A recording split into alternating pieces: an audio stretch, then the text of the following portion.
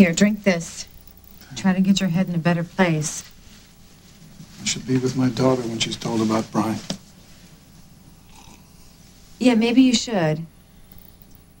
But Sierra doesn't want you there, does she? You have to give her room to do things her way. What if Lucy thinks I've abandoned her, too? Well, then you set her straight. When the time is right. Yeah, when the time is right for Sierra. Yes. The woman's grinding me for borrowing money from Bryant, for not picking up on his mood and staying with him the night of the accident. I didn't know it was that bad. Of course you didn't. How many times have I told you it was an accident? A tragic accident. Now, I would never blame you. But as a mother, I can imagine what Sierra must be feeling. She's got to be going crazy right now. And yeah, it's killing you too, but you have to step away. I'd lose Lucy? That's never going to happen. You've got to let Sierra grieve in her own way, in her own time. And if part of that grief is blaming you, then so be it. And whenever you feel like it, you could tell me what's really eating you up inside, because I don't think it's Sierra at all. Or Lucy. I believe that if I pick up that phone and call Bryant, he answers. Maybe we argue, maybe we don't, but he is there. Alive.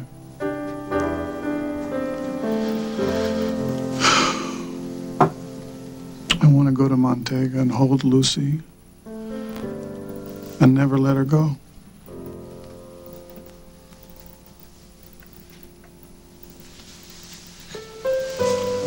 I want to feel like Lucy's dad again.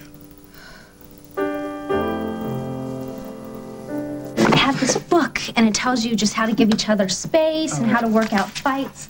Okay, See, arguments. we don't need a book. Katie, can't we just talk? Just listen. Talk, naturally. Okay, wait. Mirroring. Okay, we have to mirror each other's thoughts. Okay, a mirror is used for checking out your hairstyle. That's it. Okay, Simon. I hear you when you say you have concerns about our future. Okay. What do you hear, oh great one? Fear. And doubts, maybe. But it's okay. Because once you get used to everything, it'll be great, I promise. Okay, your turn. To do what? To tell me what you hear when I talk about our future. You already know what I hear. You already know. If you don't try, it's not going to work. Okay, it's not so much then what I hear, it's what I see up here in my mind. Well, I can't read your mind. Okay. I would give you the world, all right? You know that. But when I picture my life, I do not see time clocks and budget reports and a tie. A tie is what my father used to wear. And what I see when you describe our life is, I'm sorry, but I've got to be honest, it's kind of scary. Honey, I'm home. Welcome home, honey. I missed you so much.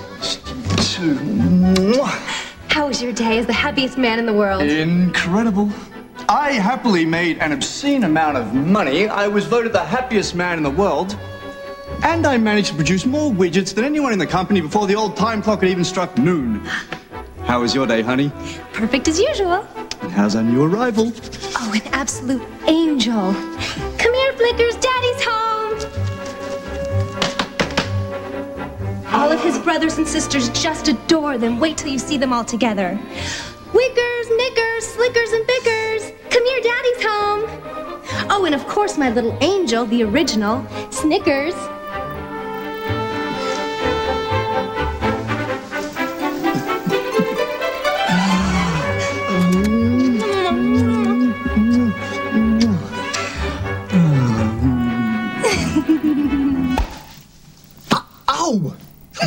that for? For making fun of me. I wasn't making fun. Simon, I have spent the whole past year studying every little part of you inside and out, and all you see when you look at me is some airheaded cartoon queen with a bunch of furry friends. No, Sometimes you're just such a man. Paul is your son, Barbara. He's also my son. He has my blood running in his veins. He's nothing like you. You can't win out over genetics, Barbara. Jack knows that you're here. He will tell Paul. I can't risk that. I won't risk that. I don't think Paul would be upset if he knew his parents were being supportive of one another in a time of need. You are nothing to me. Now, I suppose I should be used to your ingratitude by now. You've done nothing that didn't serve your own agenda. And I don't know what that is, but I don't have the energy to find out. I just want you gone. You want me gone? Fine. But who's going to keep your fragile little world from falling apart with me gone? It won't fall. I won't let it fall apart. Do you hear me, James? It was the worst night of my life and kind of the best in a way, too. The worst because that guy wasn't a cop.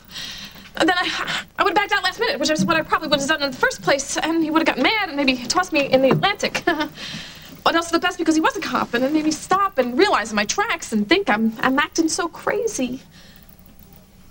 It was a mistake. It was a mistake. I swear, I kept my nose clean after that. That was it. Just no shenanigans, nothing. I was a really good girl, and if you don't tell me what's going on in your head right now, I'm just gonna lose it. I was thinking about the Lakeview. The night we were there. When I came back to the room, you were completely shut down. You've held on to this secret for a long time. What made you so afraid that night? Just that we were getting so close, and I realized it wasn't fun and games anymore, and I started thinking with my head. Look at us. You are who you are, and I'm just some third-rate showgirl with a record. No. What do you mean, no? There's more to it. Now, be honest with me. Did my mother have something to do with this? Did my mother have something to do with us breaking up?